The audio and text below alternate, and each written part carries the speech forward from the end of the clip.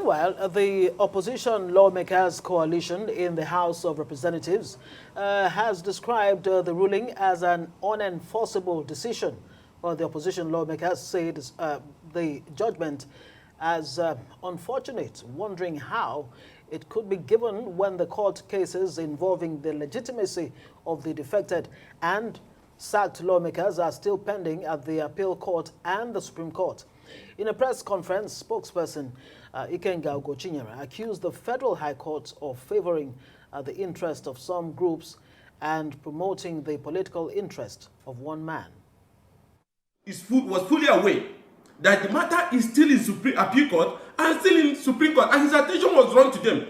But he rushed to deliver a judgment to seize the sovereign allocation of the people of Rivers State based on a matter that is still being challenged. And not only that, there was petitions and manifest evidence that was brought before her of bias. But she still continued. So what was she rushing? Why was she rushing? To hear the matter in one day, reserve judgment, and then the next morning she has delivered a judgment. To achieve what?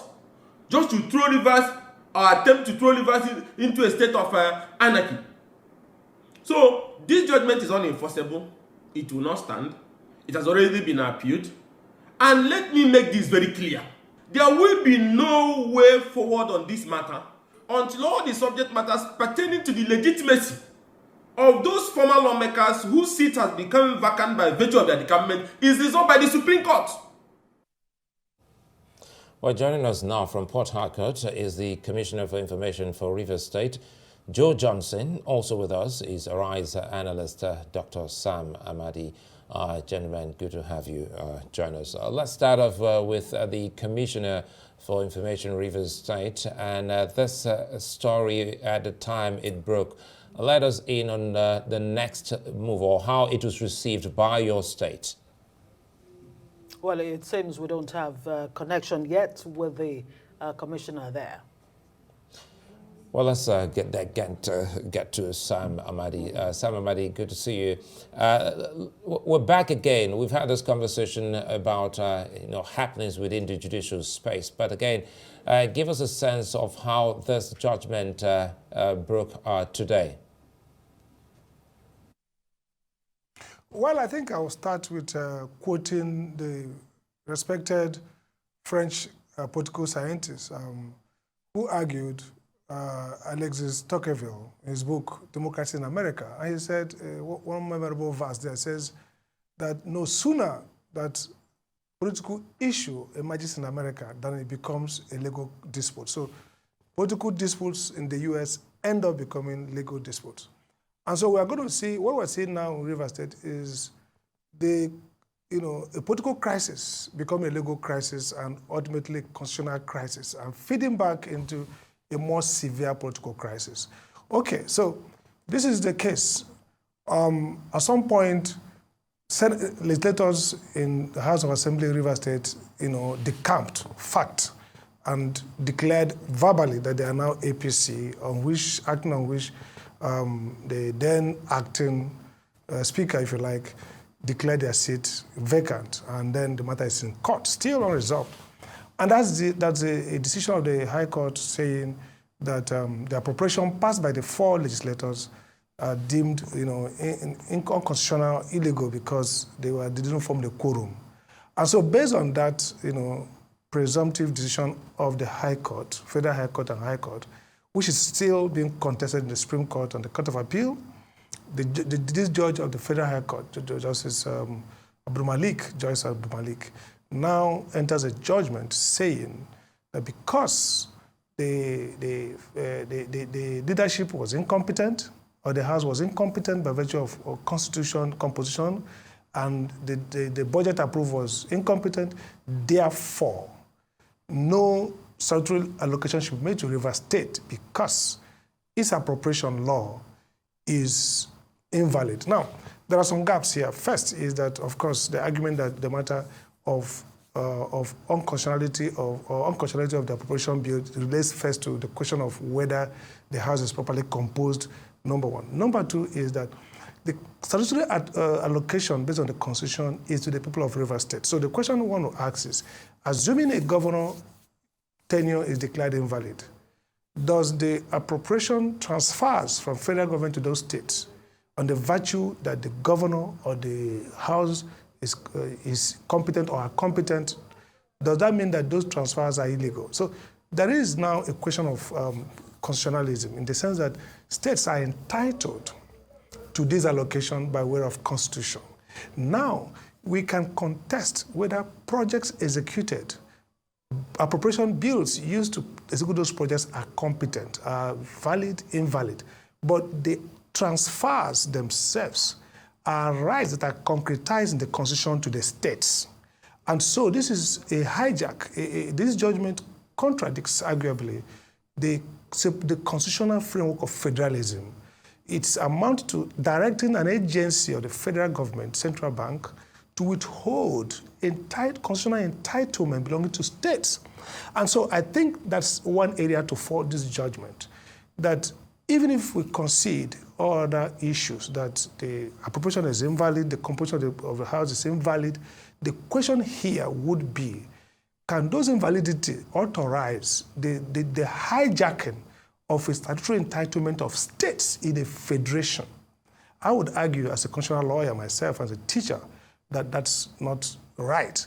And also, the question then is therefore, is there a remedy? You know, I mean, you can say, the court can say, yes, those projects. So I see desperation. Desperation is that yes, they are incompetent, and the governor is running an incompetent budget, but we have to stop him funding him. I don't think the two are the same. So statutory transfers can go.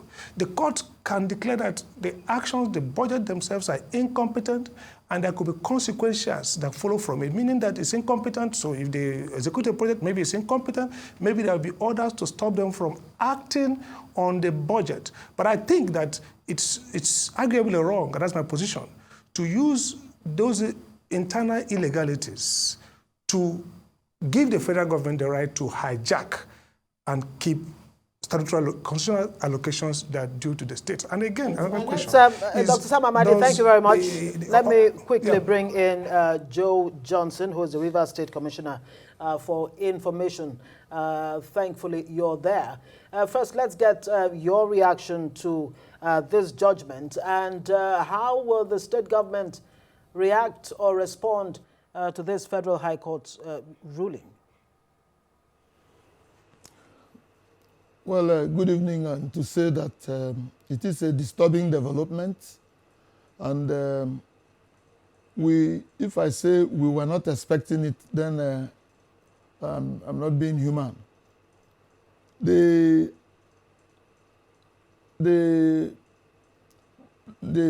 actions preceding this judgment by Justice Malik was an indicator that the mind was already fixated. And to say that we wanted to change our lawyer, it was rejected. The parties, the local government chairmen who also wanted to join were refused to join. And we challenged the issue of jurisdiction. It was also rebuffed. So you can see that every attempt to, put up a meaningful defense fell on deaf ears. And since that judgment came, I have tried to x-ray it, and I know that it is Rivers people that are going to suffer. All that is involved will require that there will not be medical facilities, teachers will not be paid, all civil servants will be on hold, and all that. That to me appears to be too heavy for a state to bear.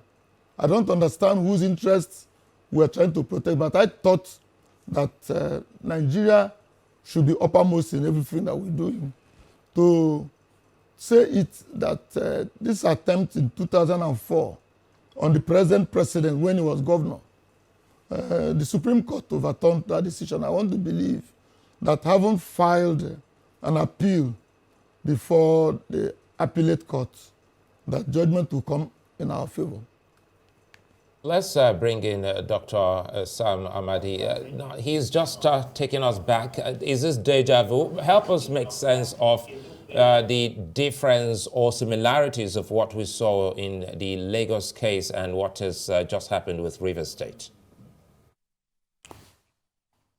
Well, many people have argued, I mean, that they have some similarities but also significant difference. Okay, in Lagos case, the Lagos state government itself created inchoate local governments at the Supreme Court, and of course, based on that, the federal government withhold allocations meant for local governments. And they went to, now president was then governor, they went to the court. And the Supreme Court says, okay, first, declared that withholding illegal.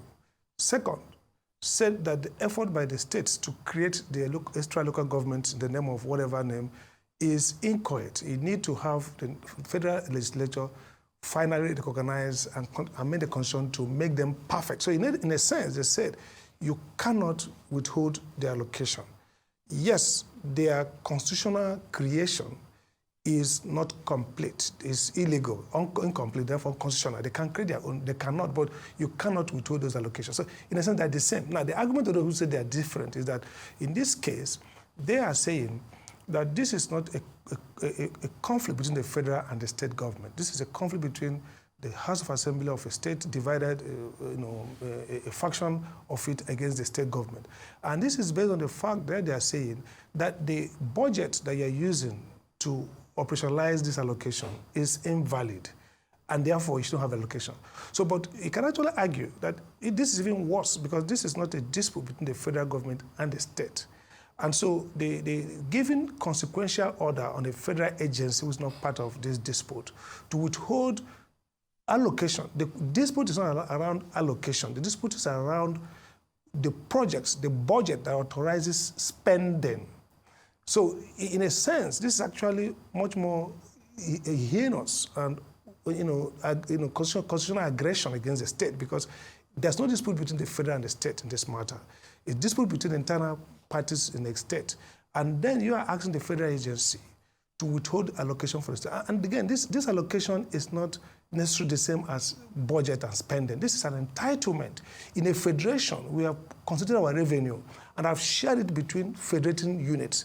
And so they have, as a right, these transfers must go to them. It doesn't need any extra trigger to get to them.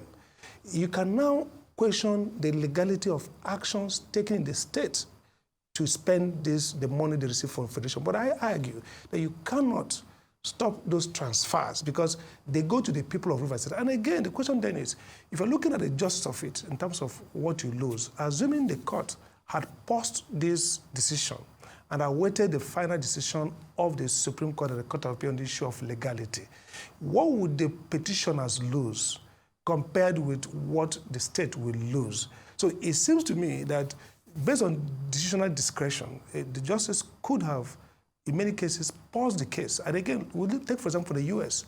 When the Supreme Court is handling a matter, or a matter has components that have yet to be decided, like in this case. Let's bring it back to the Rivers State Commissioner of Information, Joe Johnson. Well, I'm wondering what options, are before you, because it looks like from the get-go, the Rivers State government may have walked straight into a trap, especially when you consider the constitution that says, look, a House of Assembly of a state shall consist of not less than 24 and not more than 40. In your case, you presented the 2024 budget to 4 members. Was this not a trap that could have been avoided? No, recall that before the presentation of the budget, there was a judgment of a state high court presided over by Justice Danagogo, who recognized A.D. Sineye as speaker. And then the governor went ahead to present that budget and it became an appropriation act. I am not even interested in all the legalese, but I'm bothered about what the impact of it on the Rivers people. Just like Justice Dr. Sam Amadi had said, this is an entitlement of a state. To deny Rivers people that entitlement is a recipe for anarchy. And I don't want to expect that Rivers State should be the trigger for the democracy that we suffered and toiled for to get.